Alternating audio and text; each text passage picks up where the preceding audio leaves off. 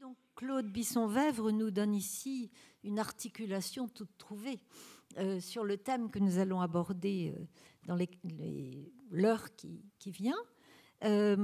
Apport de la médiation dans la gestion des conflits et la prévention des violences en milieu scolaire. En fait, ce que nous allons discuter ensemble, c'est comment faire quelque part pour se passer des médiateurs. Pour se passer des médiateurs institutionnels, des médiateurs académiques ou autres, c'est-à-dire comment faire pour que l'esprit de médiation, la culture de la médiation, soit diffusée au sein des EPLE, des établissements scolaires, soit diffusée de façon naturelle, continue, et puisse permettre de résoudre un bon nombre de conflits.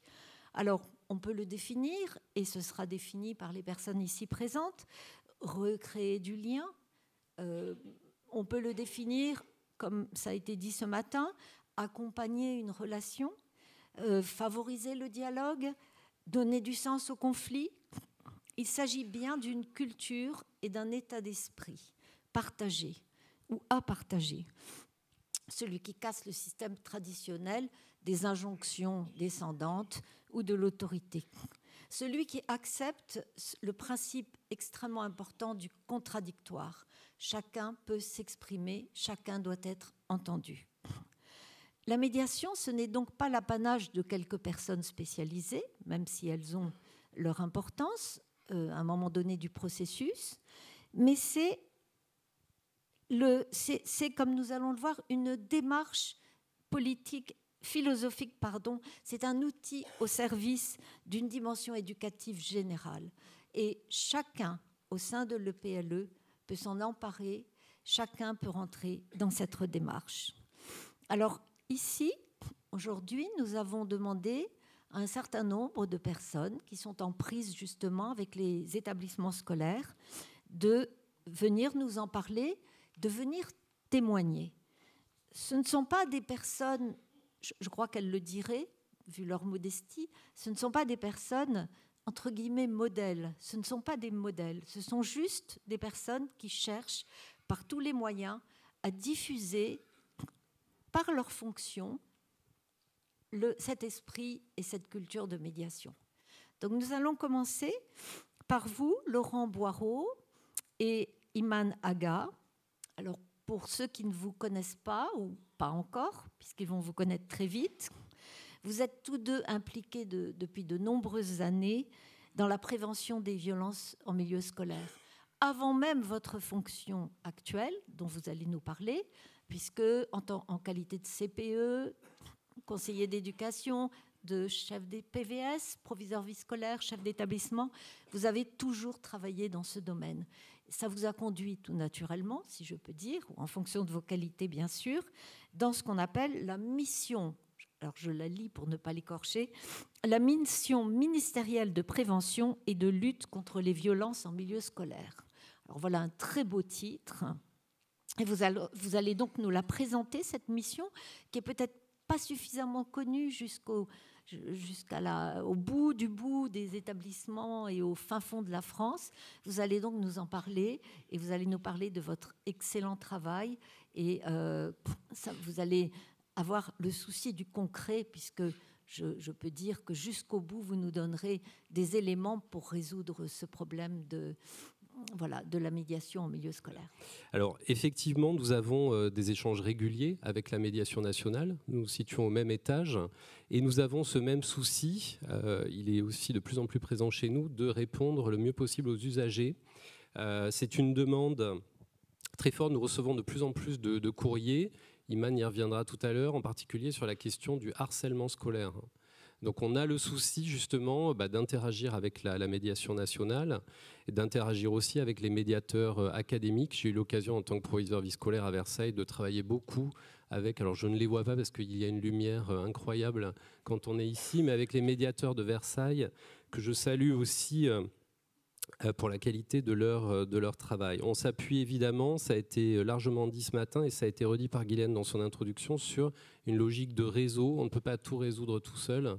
Donc le réseau, par exemple, de nos 310 référents harcèlement académiques et départementaux constitue une ressource très, très importante. Alors, et il y en a certains qui sont présents ici, d'ailleurs, tout à fait, plutôt sur la gauche de la salle. 2 temps sur mon intervention. Je vais vous présenter effectivement en 2 mots la mission ministérielle pour qu'elle soit davantage connue. Et puis ensuite, comme l'a annoncé Madame la médiatrice, nous allons nous recentrer sur, et d'ailleurs Monsieur Simon, à la fin de sa capsule, sur ce qui se passe dans l'établissement, au niveau de la classe, au niveau de l'établissement. On va questionner la question de la justice restaurative et du droit scolaire, vaste ambition, et je vous donnerai quelques chiffres qui sont aussi chers à Claude Bisson-Vèvre sur les conseils de discipline. Et ensuite, Iman fera un petit focus, là aussi, sur les alternatives à une autorité non pas éducative ou légitime, mais à une autre manière de travailler sur la question du harcèlement et de la prise en charge des harceleurs en particulier. Alors, je vais essayer, on a peu de temps, donc je vais essayer d'être bref, synthétique. Un petit mot sur la mission ministérielle, mais à travers le prisme de la médiation. D'abord, vous l'avez bien compris, et nous sommes très occupés sur cette question-là en ce moment, parce que c'est l'occasion pour moi de vous dire que nous sommes en pleine préparation de la journée nationale de lutte contre le harcèlement du 8 novembre. J'espère que vous-même, en tant que médiateur, vous serez mobilisés sur cette question-là. Nous sommes mobilisés sur l'élaboration et le portage de la politique publique de lutte contre les violences et le harcèlement, donc à travers la production d'outils pédagogiques, éducatifs, de l'animation des réseaux, comme je l'ai évoqué, etc. Là aussi, en termes de pratiques innovantes, on essaie de s'appuyer beaucoup sur la recherche. Là encore, Iman vous en dira un mot tout à l'heure. Et ont été évoquées par Michel Vievorka ce matin les pratiques d'Europe du Nord. Là aussi, vous verrez que la méthode PICAS et ce qu'on retrouve dans les résultats des enquêtes internationales et PISA, dans les programmes d'action qui ont marché, ben oui, il ne faut pas avoir peur de le dire, il faut aller prendre aussi ce qui marche très bien en Europe du Nord. Donc, on fera un petit focus là-dessus, sur cette question du déploiement des plans de prévention des violences et du harcèlement. Vous dire aussi que nous croyons beaucoup dans la formation de pair à pair. Et vous avez vu un jeune ambassadeur qui avait réussi à résoudre ces problèmes d'orientation, mais nous l'avons d'abord connu avant la médiation nationale en tant qu'ambassadeur lycéen contre le harcèlement. Donc tous ces dispositifs innovants de formation de pair à pair sont importants pour nous. Je cite aussi l'actualité pour nous, le déploiement des ambassadeurs collégiens de lutte contre le harcèlement. Donc ça, c'est un gros morceau pour la mission. Second morceau, si j'ose dire, qui, là encore, questionne la question de la médiation, c'est la formation à la gestion de crise. Si on veut devenir un chef d'établissement, un IEN ou un IPR bon gestionnaire de crise, on doit avoir réfléchi, mené un travail sur soi-même, sur les questions de communication non verbale, de maîtrise de son stress. En gros, comment devenir un bon ambassadeur, médiateur, zen, capable de maîtriser ses émotions, notamment face à des parents agressifs ou des situations de crise paroxystique. Comment également maîtriser, bien maîtriser sa communication de crise. Donc tous ces aspects-là renvoient à tout un tas de valeurs, de pratiques qui ont été déjà évoquées ce matin. Dernier axe fort pour notre mission, c'est la promotion d'un climat scolaire positif. Donc là, on s'appuie évidemment beaucoup sur les groupes académiques climat scolaire, sur les comités d'éducation à la santé et à la citoyenneté départementaux, au réseau de nos référents pilotes de groupes académiques climat scolaire. Donc ça nous permet aussi de faire un lien très fort entre ce qui marche sur le terrain, les pratiques innovantes, et ce que nous pouvons promouvoir de ces pratiques, notamment sur le site climat scolaire hébergé chez Canopé. Donc là encore, j'en profite pour faire un petit peu de pub. Je vous invite, je suis certain que dans votre pratique de médiateur, il y a des éléments qui peuvent vous servir dans la construction de votre argumentaire sur un certain nombre de sujets et de réponses. Ce que nous voulons démontrer dans la suite de notre propos, c'est qu'évidemment, les questions de climat scolaire, là encore, la recherche internationale le montre, et la plus célèbre d'entre elles, l'enquête PISA.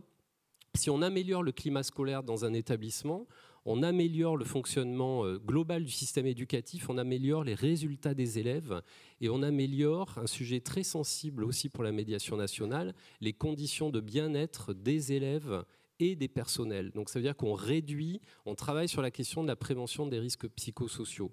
Donc cette méthodologie climat scolaire, on la porte évidemment très fortement à travers tous les axes de notre action. Donc voilà en résumé un peu les champs sur lesquels nous travaillons. Alors je vais essayer, comme un Boeing 747, de faire un atterrissage en douceur après les sphères que nous avons traversées ce matin. Donc on nous a demandé de retravailler sur la dimension établissement et sur la question de la médiation à travers des pratiques finalement quotidiennes des acteurs de l'éducation nationale. Donc on va essayer de voir ça, on va essayer de voir quels sont aussi les nœuds, les freins, les limites qui peuvent exister parce que on a, vous l'avez aussi entendu depuis ce matin, tous un souci de qualité et souci d'amélioration constante de ce qui pourrait encore mieux marcher, même si moi je fais partie des gens qui croient beaucoup dans le bon fonctionnement de l'éducation nationale. Alors, au niveau de la classe, tout d'abord, il y a un dispositif qui peut parfois passer aux oubliettes, c'est l'heure de vie de classe. Vous savez que c'est un espace éminemment de médiation qui est confié 10 heures par an, normalement, au professeur principal de la classe. Ça permet de mener tout un travail, là encore, sur le dialogue avec la classe, l'amélioration du climat scolaire, de mener aussi, en début d'année, un travail d'accueil individualisé. Il y a eu cette dimension dialectique entre le collectif et la prise en charge des particularités de chaque individu pour qu'il puisse se fondre dans un groupe qui fonctionne correctement ce matin, qui a été évoqué. Donc cet aspect-là est évidemment important pour nous. Le nœud et le frein qui peut exister, ce sont parfois des heures qui disparaissent de manière un peu étonnante des emplois du temps, ou si elles ne sont pas correctement coordonnées ou pilotées, qui peuvent constituer une forme d'angoisse parce qu'elles ne reposent pas sur un contenu disciplinaire à proprement dit. Donc là, on a une piste vraiment à creuser et à développer dans les établissements scolaires. Autre, évidemment, dispositif, ce sont les séquences d'enseignement moral et civique. Là aussi, ça repose sur un engagement très fort des enseignants. Voilà, pas seulement d'ailleurs les enseignants d'histoire-géographie. Et alors, je n'ai pas le temps de rappeler toutes les valeurs que convoque l'enseignement moral et civique, mais quelques-unes à la volée comme ça: la culture de la sensibilité, la culture de la règle et du droit, la culture du jugement, la question de l'engagement. Donc les questions de valeurs républicaines et de culture civique, c'est aussi quelque chose de fondamental sur le fonctionnement des établissements et l'amélioration du climat scolaire. Je reviens une seconde sur la fin de la capsule de Jacques Simon. Il a redit l'importance des entretiens éducatifs et de travailler aussi sur les valeurs d'humanisme et non pas parfois donneur de leçons lors de ces entretiens.